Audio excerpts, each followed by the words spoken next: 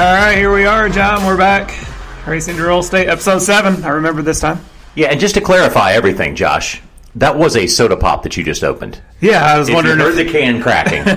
It was a soda pop. I promise it was not a beer. Yeah, that's afterwards. Yet. Yeah, I am going to meet with a buddy of mine and a real estate client. I got a listing appointment tonight, John. At after this podcast, I got to head to Concord, and I'm going to help a buddy of ours in the NASCAR world. He drives the transporter for the 48 team, and he's got a townhouse in Concord in Christenberry. A really nice neighborhood, and so I got to go meet with him and do a quick listing appointment, and then we might crack a beer. Knowing Jeff, it's very possible that we would crack a beer during that listing. Probably appointment. should.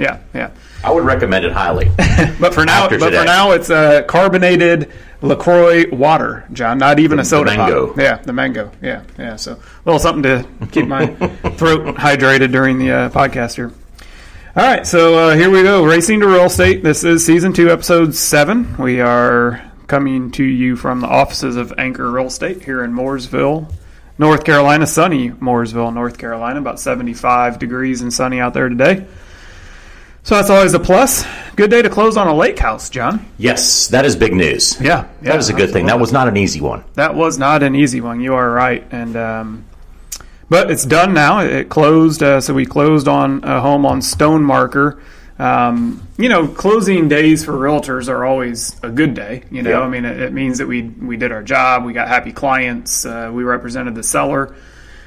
She's happy. Everything is good.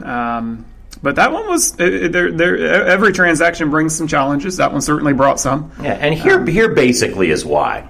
You start out like you're doing today, right? You're going to go see somebody, and you're going to give them a listing presentation. Right. You're going to start talking about what you should price a house at, and as a professional practicing realtor every day, you have the expertise to do that. So you start there. Then you put a lockbox out. Then you put a sign out. Then you start having people come by and show. Then you organize showings. Then you get it under contract. Then once you get under contract, it gets even more difficult because you go through inspections. Yeah. You go through negotiations. It is a long process, and within the process, it's your fiduciary duty to represent your client in every way, shape, and form possible. And that is, again, why you need to hire the professional realtor, no matter who he or she is, because you can't do that during your regular day. Especially your guy you're going to see is a transporter driver for a NASCAR team. He does not have time to do. That's what we have. We have the time to deal with these things and the expertise to make sure that you actually come through it. And we get to the closing table because there's a lot of trips and traps along the way. That's right, for sure. Yeah, and that one bared some of those trips and traps that you talked about. But, a lot of history behind that house. So it was pretty cool to be a part of that transaction and be able to, to represent the seller and get a good deal for her. I talked to the seller a little bit earlier today, and she's aware that we do this podcast, and I asked her if it was okay if we shared a little bit of that history on the show, and she said absolutely. Yeah. She has nothing to hide. So, the seller was Allison Leffler, John, who obviously, and Allison was married to Jason Leffler, and they bought that house together, and they had their boy Charlie. When they lived in that house, and then unfortunately we lost Jason. I think it was maybe 2011. In a sprint car crash, I think it was a sprint car crash in New Jersey, if I'm not mistaken.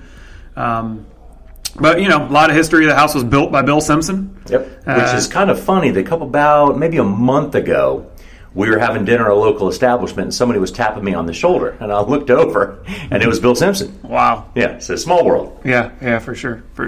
But in a good way. Yeah, in a good way. And so a lot of history at that place, and it was cool to be able to help Allison and get that place sold to what appears to be a really good family. Came in and bought it. I think they're going to make some improvements. Beautiful water view. Yeah. That's really what sold that house. The water view there at the end of Stone Marker Road is incredible. They had, west-facing sunset views and just miles of water. Just super pretty. So, they'll get moved in and make it their own and form their own little happy family memories there. But pretty cool to be able to help Allison and get that deal done. It meant a lot to her, and we were happy to do that. So.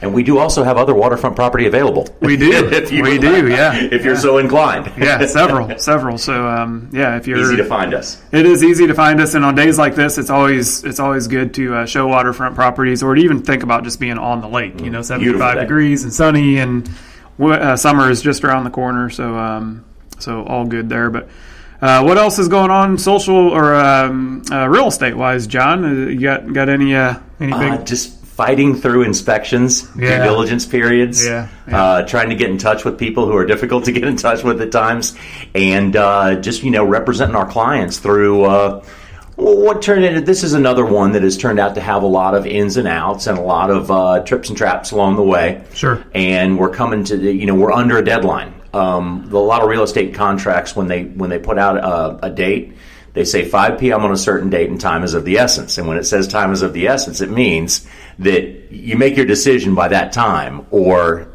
you don't move on. Right. So we're up against a little bit of a deadline, but we're working back and forth and hopefully going to put together a good deal that everybody's happy with. Yeah, that's always the goal, and I'm confident that you guys will. So that's cool. I'm trying to think for me, real estate-wise, so we closed on a big commercial listing on Monday, which was pretty nice in a little over $2 million range. Represented the seller on that. Mm-hmm. So we're able to get that deal kind of wrapped up. Got another commercial deal. I got a client of mine that's looking for some warehouse and office type property here in Mooresville, and I know that we have some warehouse and office type property listed. Yes. So my first thing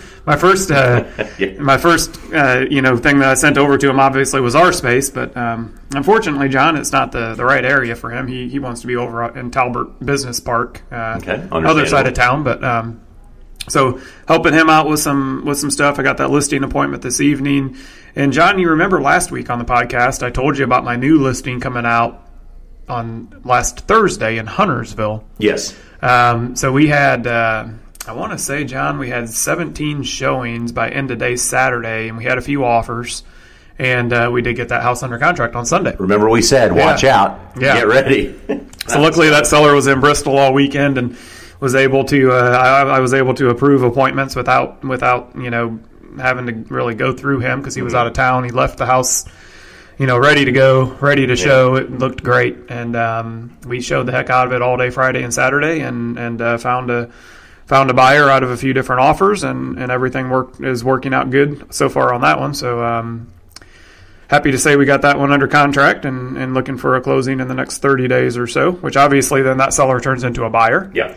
So I've been out with him, showing him some houses. Mm-hmm. Yes, last night we were out till about 7:30 looking at some houses here in Mooresville. So busy. It's that time of year in real estate. Which is a good thing. It is. All right. So, John, we got kind of the same agenda for today. We're going to recap some of the Bristol action, which turned out to be a great race, in my opinion. We'll do some social media shout-outs. We'll review our Anchor Real Estate Fantasy League results from Bristol. We'll look at the NASCAR Props Challenge. I think we scored 2 points from Bristol. It's not bad. No, so we got 6 right. We got 4 wrong. We'll tell you the 4 that we got wrong, and then we'll look ahead on the NASCAR Props to Richmond and answer those questions during the show here. And anything else that pops up real estate-wise in our minds as we're going through the show, we might make a few more real estate comments. But for now, John, let's jump in. Let's look at our Anchor Real Estate Fantasy League results. I don't recall how you guys did there. I don't think very well. Yeah, I don't think so either. We'll pull it up here. I got my roster. Had the wrong Bush as a winner, but But did you have Kurt in your lineup though, or did you just pick him for a winner? Just pick him for a winner. Oh, okay. So he wasn't one of your 5 starters. Yeah. I was going to say if he was, you would have scored some good points from him. Yeah, he finished second. But so looking at my roster here for, oops, I'm on Richmond. Let's back up here. Looking at my roster from Bristol. So I had Blaney starting. I had Eric Jones as a starter. I had Eric Almirola as a starter. I had Clint Boyer and Ricky Stenhouse Jr. as a starter. So those were my 5 starters. I had Kyle Busch in my garage. Well, on lap 3, when Eric Almirola, had his difficulties there, lap 2, whenever it was, early on, got kind of ran up the racetrack. That ended the best streak of his Cup career. Yeah. He was on a roll, so I guess all good things must come to an end. Yeah. So I quickly moved Eric into the garage, moved Kyle Busch into the starting lineup, which you're allowed to do through stage 1 and stage 2. So I went ahead and played Kyle Busch. That was my second time using Kyle this season. So I ended the race with my 5 starters of Blaney Jones, Kyle Busch, Boyer, and Stenhouse Jr. Stenhouse had a terrible day early on. At one of his better tracks was the problem. Yeah, that's the reason I started him. Yeah. He had a pretty good qualifying run. He had good practice speeds there. I thought that they would have a solid day, and he just got caught up in one of the incidents there. And then on my bonus picks, I had Blaney to win the pole. He qualified 3rd, so I didn't get any points there. I think Blaney would have gotten the pole. I watched qualifying Friday night. He sets a record and then doesn't get the pole. Get the pole. Yeah. He got loose there, 3 and 4 on his last lap, and ran up the racetrack a little bit. Lost a half a tenth.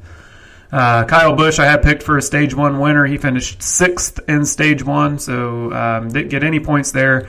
I did have Joey Logano as a stage 2 winner, which he did win stage 2, so I got 10 bonus points there. Stage winners are hard to pick. They are. It's super random. Super random. And then I had Eric Almirola as the race winner.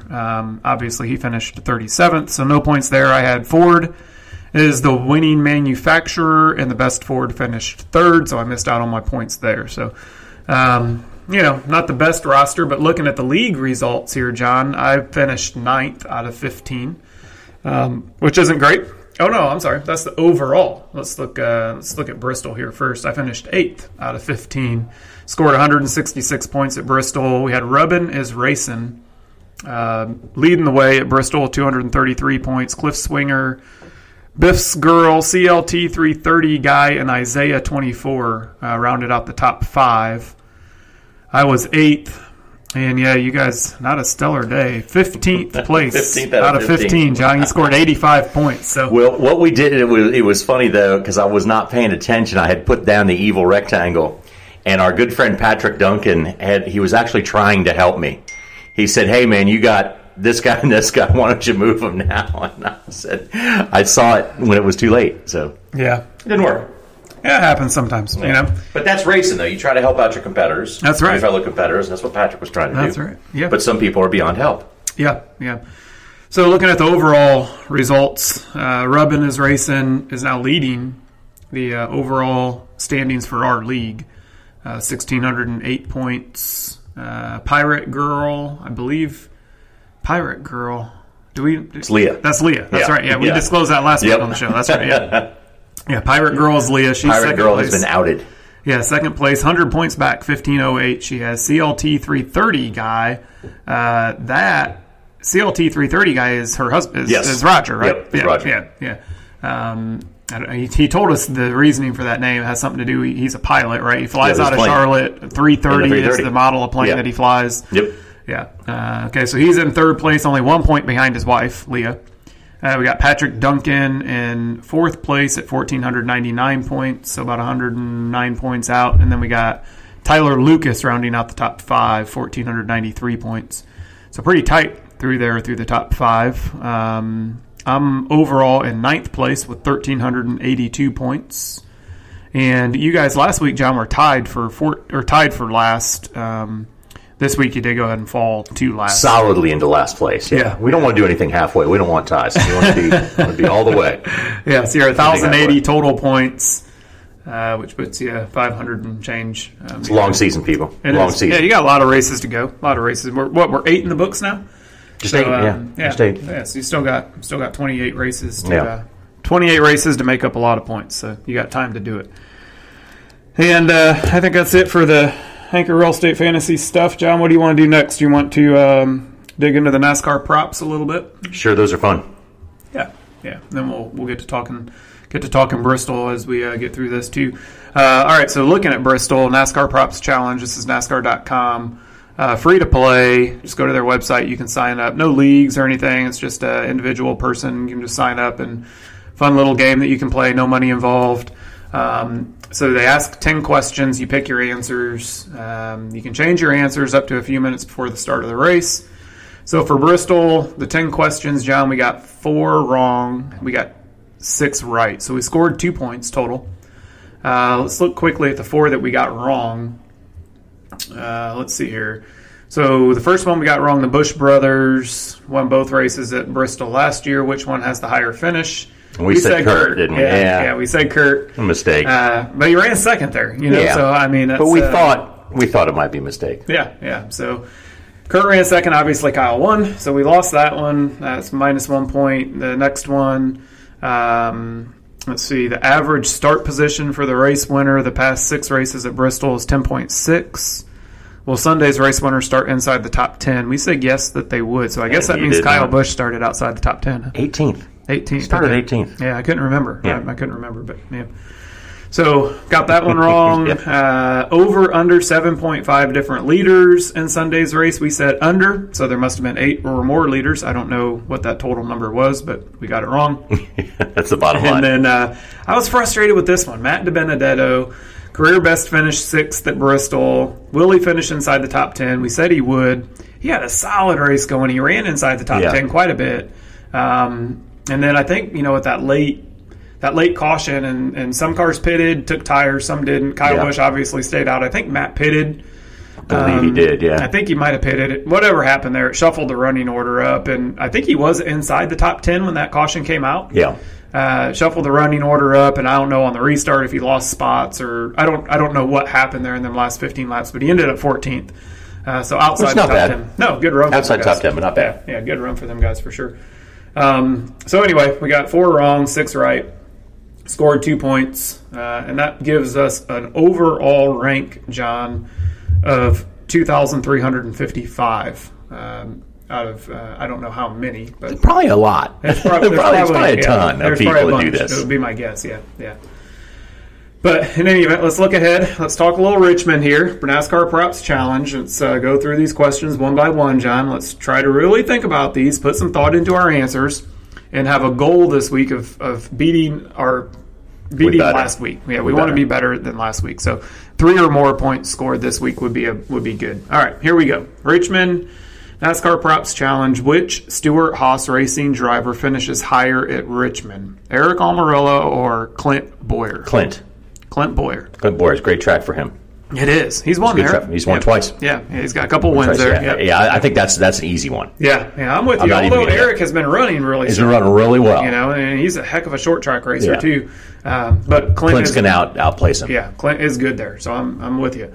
All right, number 2, over under 1.5 drivers lead over 90 laps. So are there going to be 2 drivers that lead more than 90 laps? Yes. I'm going to say yes because how many laps do you take around there? 400? That's what I was just trying to remember. I think it is. Laps. I think it is 400. Yeah, 400 laps. Yeah. So, yes, I'm saying yes. 2 or more drivers will lead 90 or more laps. So that means 2 guys are going to jump out there. Yeah, and lead a ton of laps because we're not having as many cautions as we have. Right. Recently. So that's what my thought process is behind that. Okay. Yeah. So I'm saying yes. Okay. So over under drivers, we're going to say over. Yep. So we're going to say 2 or more drivers. Okay, gotcha. All right. Question 3. There has been an average of 15.8 lead changes in the past 4 races at Richmond. Are we over or under 15.5 lead changes on Saturday night? I'm going to defer to you on this one because I've led us wrong on lead changes every week. Yeah. Because, that's not a new leader, right? It's just a lead change. It's just a lead change, so right? You can shuffle all over. You can have 10 different lead changes amongst 2 drivers. Yeah. So that's why I'm thinking over. But I've killed us every time I've said over because I think there should be. Mm-hmm. I think there should be more than that because it can go beyond that. Yeah. I wonder, just looking back at Bristol here, we had they had this question at Bristol. It was over under 17.5 lead changes. And we got that right. I'm trying to see, what did we answer? I think because you talked me into going under. No, it was over. I think it was over. We Okay. answered over, and we got it right. So it would be my gut feeling to say it would be over at Richmond. I'm with you, Okay. and I know that you were going to defer to me, but I'm leaning. Okay, I'm agreeing with you that I think it is going to be over. So, and that was 15.5. So we're going to say 16 or more lead changes, and I think so. I think that I really think so. I do too. All right, question 4: does Joe Gibbs Racing win their 6th race of the season at Richmond? Yes or no? Man, tough one. It's tough because You want to say yes. how could you go against him? How could you go against Kyle and Denny Hamlin? And Eric. And Denny Hamlin? And Hamlin there is good. Yeah, Hamlin's won 7 races there. Yeah, he's a heck of a and he's on a roll.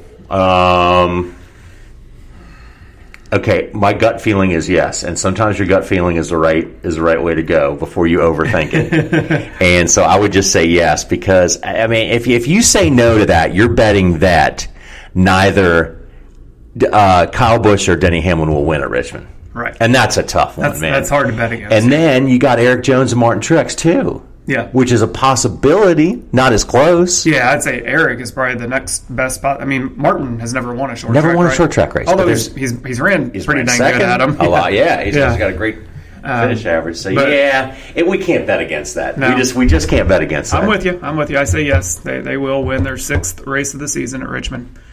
Okay, number 5. Which Chevrolet driver will finish higher, Kyle Larson or Chase Elliott? Chase Elliott. I agree with you 100%. Man, Kyle Larson it seems like that team they've been beating themselves. They've had a lot of issues. They're just taking the little airsoft gun and loading the chamber so they can shoot themselves in the foot with it. Yep, I agree. Just as we speak. So I don't know what is going on with the group, but yeah. Chase Elliott for sure. I'm with you. Okay, number 6. Are we over or under Martin Truex Jr. scores 10.5 stage points at Richmond? Now, you got to think about that for a second. Okay. Yeah, that's a tough question. That's 10.5 stage points. So there's 2 stages. You get points. The top 10 get points. So basically, we're saying is he over or under 10.5? I mean, I guess you could look at it as if he finishes 5th or better in both stages, he would score that many. But you could also say, well, maybe he wins stage 1, finishes 8th in stage 2, and then he would still get over because he would get 12 points. So there's a bunch of different ways that you could look at that. But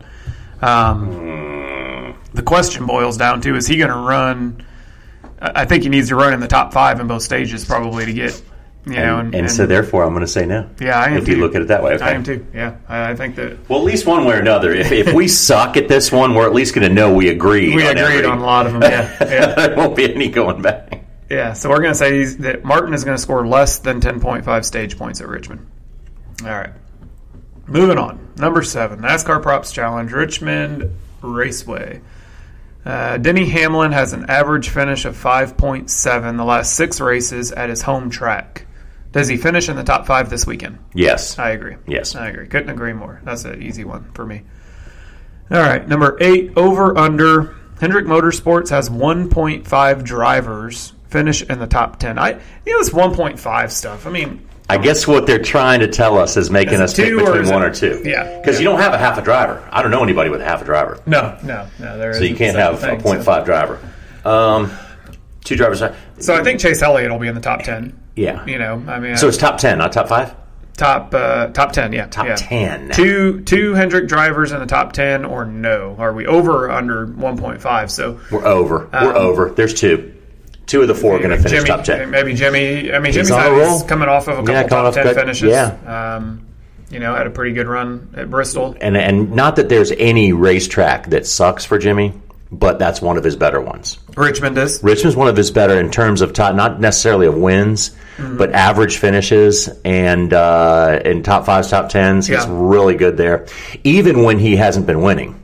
He still runs good at Richmond. Okay. Over the last couple of years. So there's a good chance there. And we've already said earlier that we think Chase Elliott's going to be there, so we'd contradict ourselves. Yeah, he's just running too good to not be in the top 10, I feel like. And we got to remember there's two others, right? There's two others. We got Byron and we got Bowman. Yeah, and they're no slouches. Both are good short track racers. And I mean, Byron ran, had a good So I think run. we're in agreement on that one. That's a yes. Yep. I mean, that's an over. That's an over, too. So we're going to say two of the over Hendrick. 1.5, so there's no half drivers. Yeah. All right, question 9, moving right along here. Let's see, from 2015 to 2017, each Richmond race winner started inside the top 5. Well, this week's winner start inside the top 5. So I guess in 18, they must have had winners from outside the top 5, but 15, 16, and 17, all winners came from inside the top 5. That's kind of a tough one. That's a tough one because we missed that last week because Kyle Busch happened to qualify 18th. Yeah. So if somebody like Kyle Busch qualifies 18th, then you're throwing it. Now, when can you can do this all the way up till race time? You can switch, up to like 5 minutes before the race starts or something like that. Yeah. I think we should wait till after qualifying, can't we? Yeah, it says it locks at 7:25 p.m. Eastern time on 4/13, so Saturday night. Yeah. Okay. 7:20. The race starts at 7:30. Let's defer. So you want to? Yeah, let's defer because it doesn't even make all the difference in the world. Okay, but I'm worried that I'll forget to come in here and change it. So let's pick an answer and then we can go back and forth via text and decide if we want to change it. Let's say that he does start inside the top 10. 5. I'm sorry, top 5? So it says that the winner top 10. Will this week's winner start inside the top 5? Okay, then I say no. No. Okay, then I say no. I'm kind of with you. Yeah, that's we haven't seen that a whole lot this year. It hasn't happened, tracks. Yeah. And because of the difference in qualifying, too. Right. All right. What's going on there? Final question, NASCAR Props Challenge for Richmond on NASCAR.com. Question number 10. Kevin Harvick leads all active drivers with 23 top 10 finishes at Richmond. Does he add another to his resume this weekend? Will Kevin Harvick finish in the top 10 at Richmond? Man, I just about bet the ranch that he'll finish in the top 10. I do too. Because he started last and did a pass-through at Bristol and finished in the top 16 or something. Yeah. No, I'm with you. Yeah, I just got to do that one. I think he finishes in the top 10. To me, that's a no-brainer. All right, so there we have it. Congrats. We have picked all 10 props for Richmond. Tune in April 13th at 7:30 p.m. on Fox. Check back after the show and see how we did. We got it, John. We are in. All right. We'll admit our right ones and our wrong ones. All right, moving right along, John. It seems like we're flying through here today. We're less than 30 minutes into the show here, and we've already moved through quite a bit of our items here. So anything that we want to talk about or get off subject on, we should have plenty of time. But let's talk a little Bristol and recap a little bit of the race there this weekend. So let's see. We had the Xfinity cars there on Saturday. Trucks were off. I don't think I got to watch a lot of the Xfinity race. I didn't watch. No.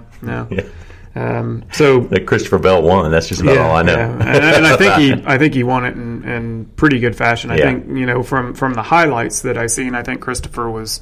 I don't know if he led the most laps, but I remember seeing him up front quite a bit. Now, I think he was that this weekend at Bristol where Christopher had to start towards the back, or no? Oh, maybe it wasn't. Maybe it was. I might be mistaken that for a previous race, but anyway, Christopher Bell won. There were no Cup drivers in the field because it was the Dash for Cash. Deal. Christopher was part of the Dash for Cash, so he got the $100,000 so he pocketed check. A little extra $100,000. Yeah, so not bad. That was pretty cool. And then Sunday, did you watch the Cup race? I watched Sunday. Yeah. And you know what? The one takeaway I had from it, when people debate the, I call it the PB&J. It's the PJ1 or the sticky stuff they put on it. And the other thing that sounds dangerously close to THC, but it's not. It's not THC. Yeah. That's something else. But if you put that junk on the racetrack and it makes the show better, more power to you. And they put that stuff out there at Bristol. They've started using it at some other tracks. Use it at every track. Yeah. I don't care if it makes the show better, if it makes people be able to do more things with the cars than they can do otherwise. Let them do it, man. More PB&J, if you ask me. Yeah. So you're a fan of the PB&J. Yeah. Yeah. You like the and what is PJ1? I think. Yeah, it's PJ1, but I like to call it PB&J. Yeah. PB&J. It's like people going out there smearing peanut butter and jelly on the racetrack. Yeah. So PB&J reminds me of. So there's another little video series that Gibbs was doing, and they called it the PB&J. Yeah. Because it was who are their Xfinity drivers? So you got Bell and Jones, and who was Priest. So this was last year when Priest was with Gibbs for some races, and the three of those Xfinity drivers would get together and film a little goofy show. Oh, that's funny. And they called it the PB&J show. That's funny. Yeah. So when you say PB&J, it reminds me of that show. But so the PJ1, the Traction Compound, I think it is what they call it. That's the best name for it. Not THC. Yeah, or PB&J. Yeah. I think there were a couple of variations, and there was another one, not PJ1, that they did use, and I can't remember the name or the initials or abbreviation for it, but and I'm with you. I mean, I say, hey, if it makes the racing better, do it. Put it down there. And there are some tracks that use it, I think, up high, right, to form a high groove, and then Bristol puts it in the low groove. It's low groove, so you can have more track. You stay down low, and you get that what it used to be like, right? What everybody likes so much. But it was, I felt, it was the most entertaining race of the year. Yeah, no, I agree. And one thing that I was thinking about during that race and after the race, Kyle's won. Well, that was his third win this year, and he's won a lot of Xfinity races, truck races, everything he started, I think, in both of those two. Maybe not. But interestingly, Kyle's 3 Cup wins, I don't think he's been the best car. No. He's persevered. Yeah, they put themselves in position. That team, to me, does a phenomenal job every week of putting themselves in the position to win at the end of the race. Yeah, almost anybody you talked to that was involved in that race or watched it said that Kyle Busch did not have the fastest or the best car. Absolutely. They just won. Yeah. They didn't lead the most laps. Yep. But they just won. They're there at the right time. And do you know Kyle Busch now, again, people are going to say, oh, well, it's Xfinity and trucks and everything. Anything Kyle Busch has done this year, he's not finished outside the top 10? That's in NASCAR's crazy. 3 Top Series. Yeah. Now, granted, he's 4 for 4 with wins in the Truck Series, but still, Xfinity is. It's no given that you're going to go out there and finish in the top 10, even if you're Kyle Busch. But he has, and he's been in top 10 in all Cup races so far. Races so far. Yep. Last person to start with 8 top 10s, Terry Labonte in 1992. So it's been that long. Really? Yep. 26 years. Wow. Terry Labonte in 92. First 8 races were top 10s. Top 10s, yeah. Okay. 1990, Morgan Shepherd finished top 10 in the first 9 races. So if Kyle runs top 10 this weekend, he'll tie Morgan. He'll tie Morgan back in 1990. And then if he does it again, which is not any strange situation, because we understand what he does, right. And that would be Talladega, which is difficult. Crapshoot. Yes, crapshoot. But if he did that, then he would be solely in his own little place again in history to have 10 top 10s to start the season. He's getting used to being in his own place. Yes, in the record book, it seems like he's putting his name at the top of a lot of different lists. But yeah, I think overall, I thought Bristol was a good race. There was a good mix of, people having tire issues. There was some broken equipment. Yeah, some broken equipment. Not really much in the way of bump and runs, but there were some, people kind of moving people around and I thought, I can't remember who it was. Somebody towards the end of the race was getting pretty aggressive with Ryan Newman. Ryan Blaney. It was Blaney, wasn't it? Yeah. Which they made up. They kissed and made up after the race. They were buddies. They were laughing, but they. Yeah. When Blaney did that, I was watching. I thought, oh boy, man, you rough up anybody in the field but Ryan, but him. Yep. And you start messing with him, and he don't put up with too much. But I'm happy to see that 6 car running up there and doing better than it has been. I'm obviously I spent more years of my racing career at Roush than I did anywhere else, and I got to know a lot of folks over there, and a lot of them folks are still there. Still there. They've had some turnover, undoubtedly. Every race team does, but for the guys that are still there, just clawing at trying to make their stuff better. It's showing up this year. I think Stenhouse is has been better. I think Ryan's been a good complement. Yeah, they can win. They can win races, and I'm with you. I'd love to see it. Yep. Because it's what you ask for. There's two things that I think fans ask for all the time in racing, out of racing. They want to see parity. Race fans get PO'd when when one guy wins every dang thing. They want to see parity throughout the field. And also, because of the 5-year contract thing, they made some pretty radical schedule changes. But we have to go back to the same tracks in 2020. So when we've asked in the past couple of weeks, done any type of survey of people, they've said, what do you want to see in 2021, when they are allowed to make any change they want? Because NASCAR's not under any contractual obligation with racetracks to put them anywhere. They don't have to have a race. And so more and more people have said they want more short tracks in that. Right. So already we're seeing the parity come out, I believe, and from top to bottom. It's getting closer. It's not showing up in the win column right now. Right. But some teams are picking up that weren't so good before, and people are taking notice after leaving Bristol. If you wonder why people want more short tracks, and you wonder why we should give people more short tracks, look at Bristol from last weekend. No, and I agree. I think,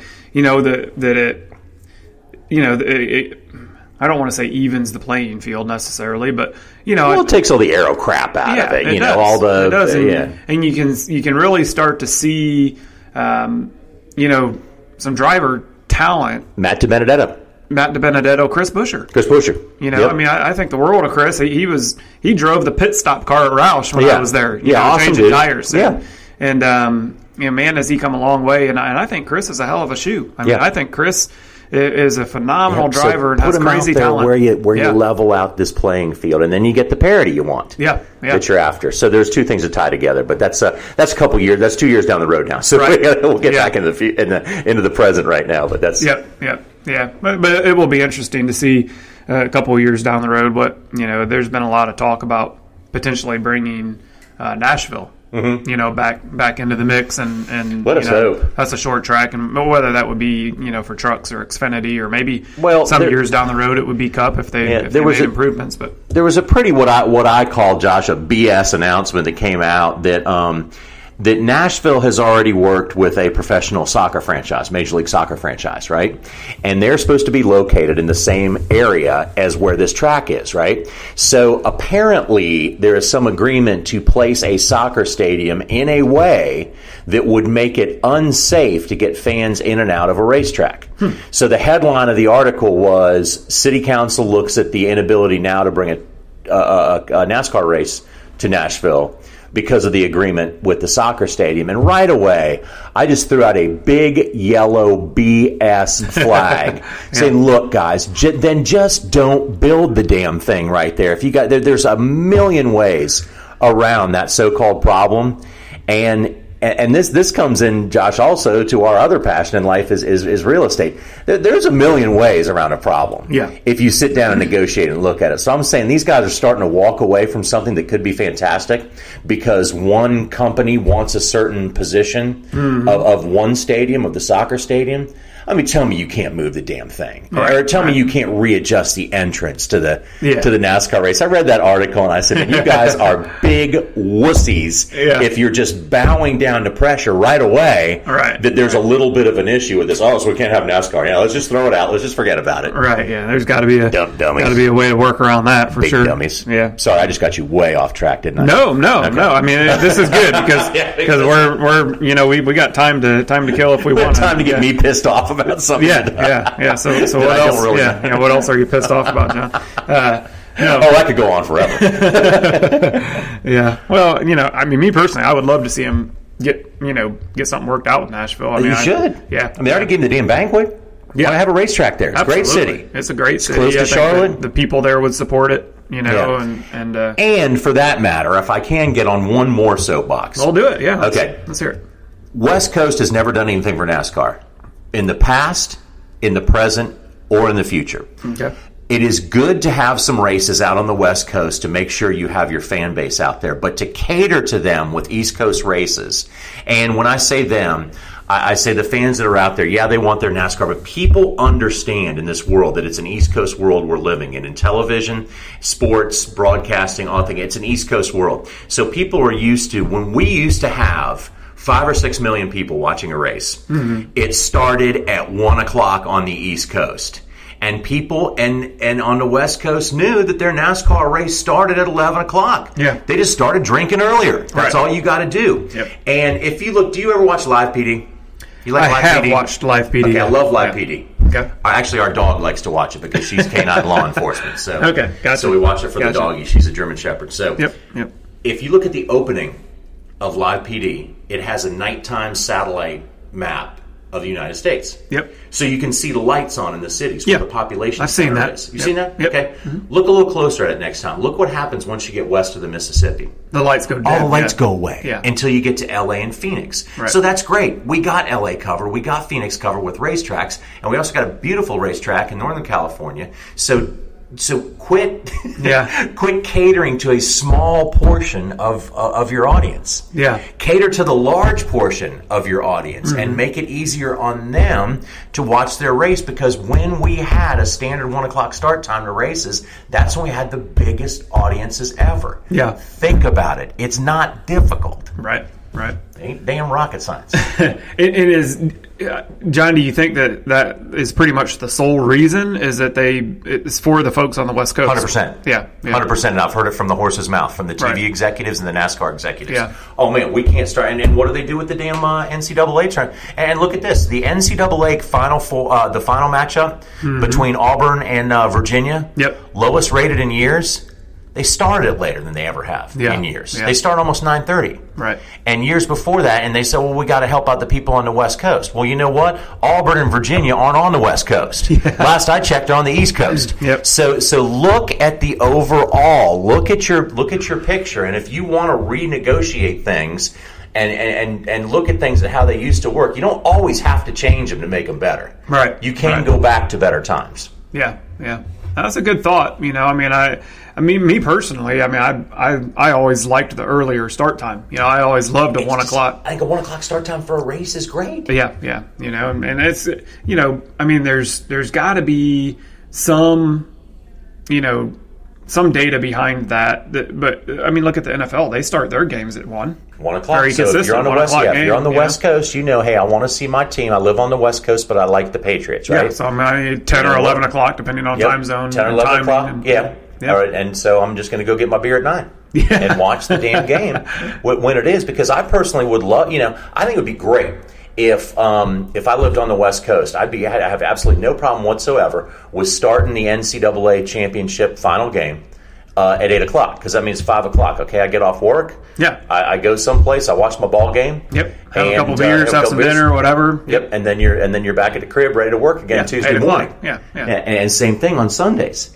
1 o'clock, and then you also get out, if you have that time, we also get out of this problem that we've had with the very few racetracks that don't have lights. You get in a thing with rain, with the weather, and people say, oh man, you can't cater to the weather. Well, you could miss some things. We know that there are afternoon thunderstorms on the East Coast during the summer. Right. That hadn't changed. No, you're right. So start the damn race at 1 o'clock, and you can get halfway by the time that most thunderstorms roll in the summertime. Yeah, makes sense. And that would save you there too. And it would also then, you say, okay, I know for sure that I can finish a race.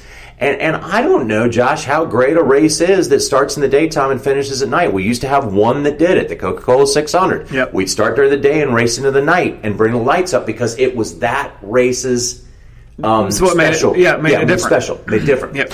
And so is that uniqueness to it. And so if you were to do that, you keep it that there, and then don't go to Darlington with the thought of let's start Darlington at 3. Right. For the sole purpose of knowing I'm going to end it under the lights. And so my guys out on the West Coast can start watching at noon. Yeah. I don't think it helps you. Yeah, no, I'm with you. I couldn't agree more. Yeah. I'm a fan of the 1 o'clock start time, and I'm also a fan of keeping some of these races that have special meaning or something that made a race special or different. Keep it that way. You know, Roval. What do we see? Yeah. It's new, but it's special. It's different. Yeah. So don't go putting road courses inside other tracks. Find out what your special thing is. Yeah, find your special thing. And Pocono doubleheader, special. Right. Yeah. Going to be interesting. That will, absolutely. Yeah, because quite frankly, there's been some races at Pocono, and there's been some weekends at Pocono that have just flat out sucked. Yeah. It was lackluster, and so now we have something that's going to make it different. Make it different. And time will tell. Maybe maybe it's the best thing ever. Maybe it's still lackluster. Who knows? But at least they're trying something different. And they're not trying to imitate somebody else. And here's something for one more person. I don't know where you do it, and I don't know where it works, but just here's an idea to throw out there. You have a 1.5 mile track somewhere, right? Or a 2 mile track somewhere. Reconfigure the infield to put a 3/4 mile Richmond layout in the middle. Run the Richmond layout in the spring. When they come back in the fall, run the 2 mile layout. Yeah, we have two completely different races at one venue, and you attract more fans. Yeah, you get, and the fans have something different to watch. Yep. So right now a lot of the fans might only come to one or the other.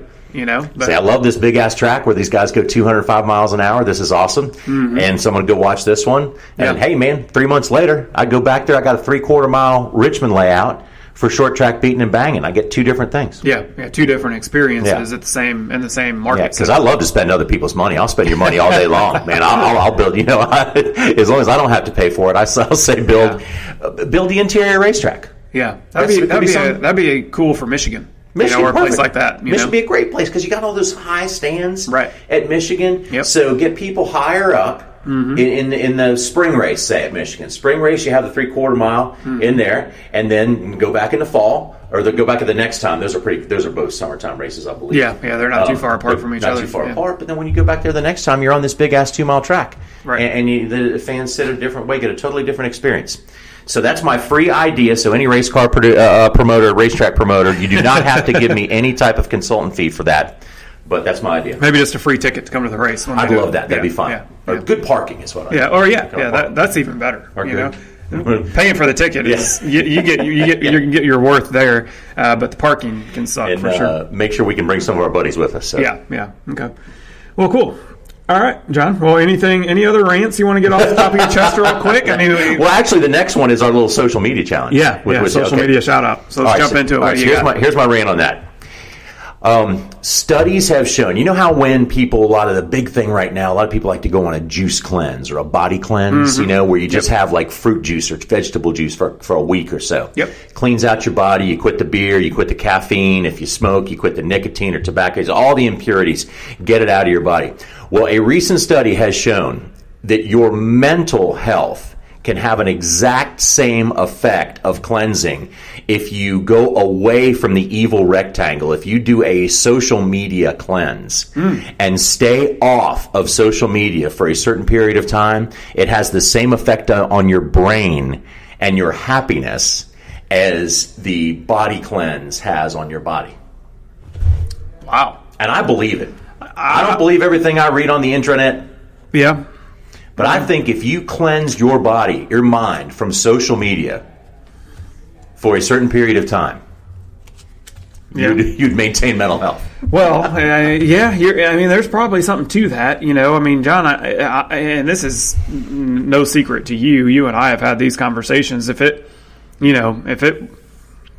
I won the Mega Millions lottery tomorrow and got $100 million or whatever it's up to now, you would probably never see me on social media again. That's one thing another thing that you and me absolutely agree on 100%. Yeah.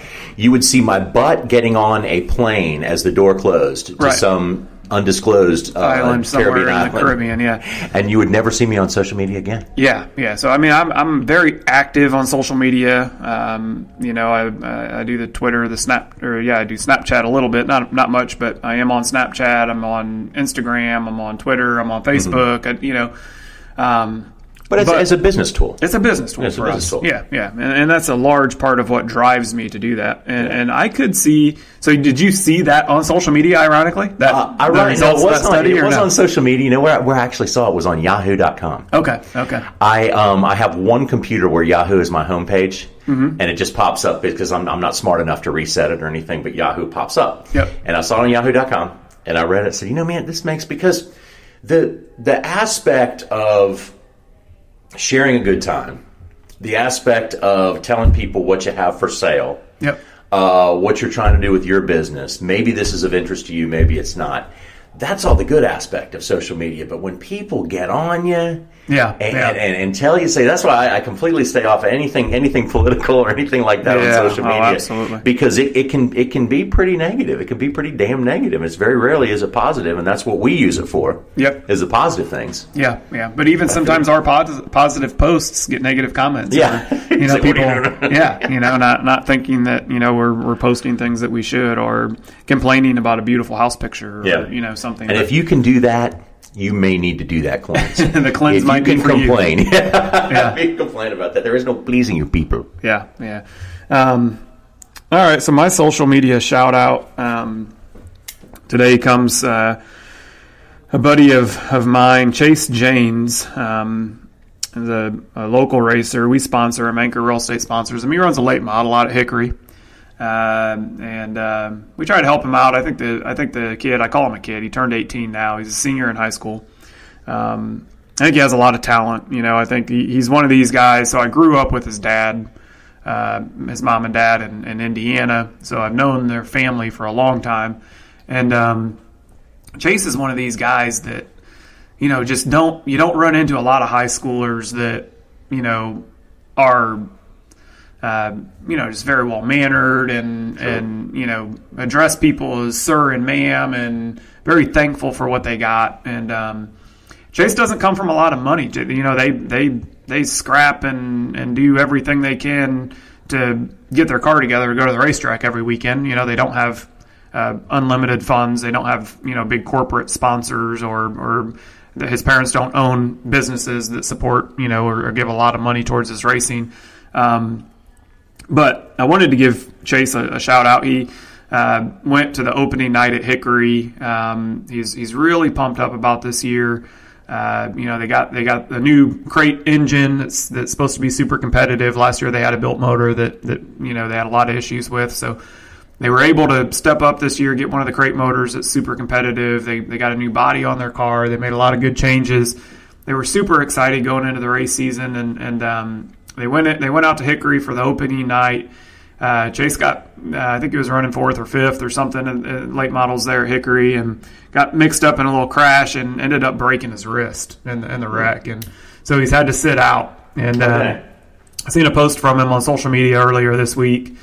He's got a big cast on his arm, and he said 2 to 3 more weeks was the update from the doctor on Monday, I think it was. So, I just wanted to give him a shout out. Man, we're thinking about you here at Anchor, and we want you to get back on the racetrack soon and show all those people up there at Hickory what you can do. A lot of stars have come through the works at Hickory. A couple guys named Jarrett, Grissom, Yeah, so a lot of big names have started their racing careers there, and hopefully Chase can get back out there and win a race or two in that late model division this summer, and show some people what he's all about. So check Chase out on social media. He's Chase Janes Racing is his Instagram. I think he's out there on everything. He's got a Twitter, he's got Facebook, Snapchat, all the above. But just search for him, find him, and give him a follow, and maybe shoot him a comment or a message telling him that you hope he gets better soon and back behind the wheel. So we certainly do.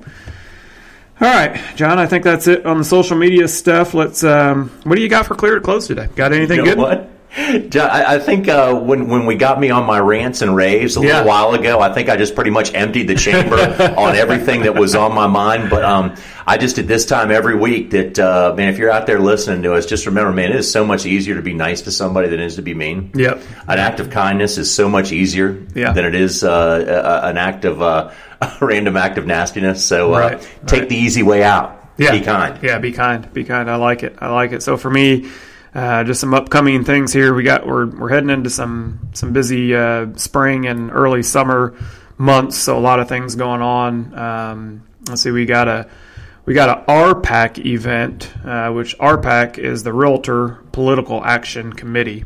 So we're doing a big event at the Peninsula Club here in the Lake Norman area. That's for realtors only. That's on April 23rd. So I'll be up there for that event. It's a great cause. I'm a major investor with RPAC. Basically, all the money that realtors donate to the PAC goes towards helping elect,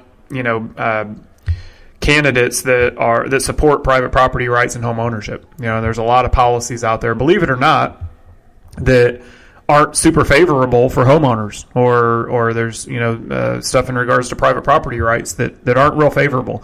And that PAC, every dollar raised in that PAC goes towards electing friendly candidates that will support home ownership and private property rights. So I'm a big giver in that. I'm a big believer in RPAC.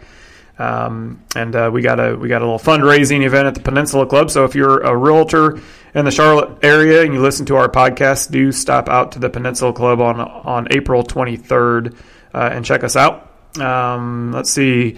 The weekend after that, we got Pooches on the Patio for Lake Norman Humane. I think you and Tracy are signed up to be a part of that fundraiser for Lake Norman Humane. That's going to be down at the Midwood Smokehouse in Birkdale. Birkdale Village, If you're familiar with Birkdale Village, we're easy to find. Yeah, super easy to find. Birkdale Village is Midway Smokehouse is a barbecue place. They're doing a brunch, and a portion of all the proceeds from the brunch that day will go to Lake Norman Humane. Stop by, see John and Tracy, a few other folks from Lake Norman Humane. I think they're going to have some dogs or something, puppies or something out there to show off. Never go wrong going and having brunch on the patio and petting a puppy or two. So stop out and support us for that. John, I will be heading to San Diego on May 4th, so a few weeks from now, for the T3 Summit. It's a 4-day event in San Diego where some of the CEOs of real estate brokerages get together and talk, from small brokerages to large. So I was invited by our multiple listing service, the CMLS, Carolina's multiple listing service, to go out there and San Diego's awesome. Check that out. Yeah, and I'm looking forward to being in San Diego for a few days. I do love San Diego, so that'll be fun. That's May 4th through May 8th. And then the last thing right now is in June 19th, we got the Lake Norman Humane grand opening at our new facility at 2106 Charlotte Highway. Your wife Tracy's been doing a whole bunch of work on that grand opening. Yeah, details to come, but that's going to be a great event. Yeah, the details are forthcoming here. Yeah, but it's shaping up to be awesome. Yeah, I know there. If you look up Lake Norman Humane on social media, Facebook. We have a event scheduled through Facebook. I think we were looking at it earlier. There was 60 or 70 people already confirmed that they're coming. I think 500 or something crazy like that are interested in it. So that's going to be from 3 to 7. We'll have the mayor of Mooresville out there. We'll have a bunch. Guarantee you a good time. Yeah, good time. We'll have some music. We'll have a food truck. I think Tracy was saying maybe a local brewery or something passing out beers.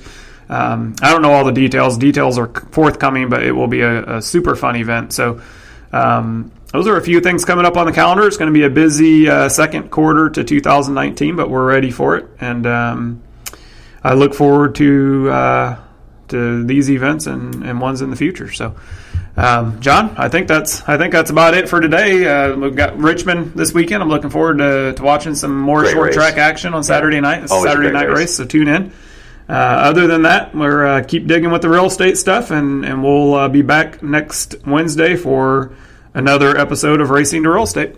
Everybody, thanks a lot for listening, and we will talk to you again next week.